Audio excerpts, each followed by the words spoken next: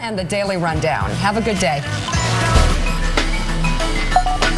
The president lays out a path forward on health care just in time for the bipartisan summit this week. But where does it leave Republicans? And showdown on ice. America's hockey team blocks Canada. First time we've beaten them in Olympic hockey since 1960, Savannah. That's one for the record. It's February 22nd, 2010. I'm Chuck Todd. And I'm Savannah Guthrie. Let's get right to the rundown on a Monday. And at the top for us, the White House unveiling its plan to get health care. Kelly O'Donnell covers Capitol Hill for us and has all the latest. So what are they saying on the Hill, Kelly? Well, there's a sort of mixed reception, as is no surprise to you. Of course, the White House wanted to check, Savannah. Yeah. Kelly, great point there about the president and the White House putting crazy things like that happen. Now, let's move to Afghanistan. At least 27 civilians were killed by a NATO airstrike in central Afghanistan on Sunday. This is Tom Aspel is in Kabul for us this morning. What can you tell us? Is Chris dancing, following all of it live. Chris, this was a huge game and quite an upset, right?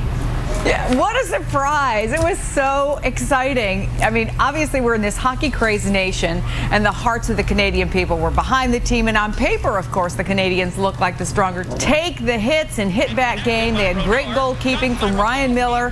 He turned back. Listen to this. 42 of Canada's 45 shots. Absolutely remarkable. He was still hurting from that nasty crash earlier in the week in training. And even Bodie said he was running on fumes, but then Now at 37 past the hour, here's a look at this hour's Fast 5 headlines. The Justice Department says Bush administration lawyers showed poor judgment in authorizing harsh interrogation methods like waterboarding. But a confidential FDA report says the popular diabetes drug Avandia causes heart. He was combative. He was colorful. Alexander Haig.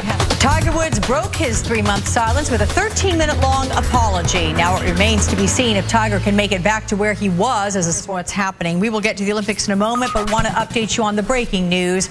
Alexander Haig died today. Let's get right now to the top Olympic headlines for you. America's Golden Girl Lindsey Vonn is looking to win another gold medal. She competes later today in the women's Super G.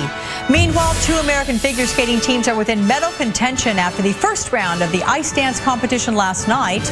And 2 medals now for Bodie Miller. The U.S. skiing sensation earned a silver spot on the medal stand in the men's Alpine Super G. Let's go right now to NBC's Chris Jansen, who's covering things from Vancouver for us. Anyhow, let's go get a check on business before the bell with CNBC's Erin Burnett. Save me from myself. She's live at the... Whatever you've got in your 401k or, you know, your maybe your G. The 2 biggest unions are going to go on strike on Wednesday, so there'll be no flights or anything, only emergency flights into Greece. The president says you will still pay less than you do now, and he may well...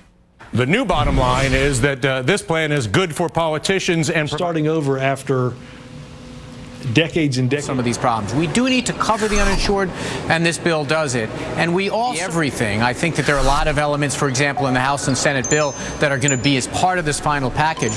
But the single most important thing is something you didn't even mention.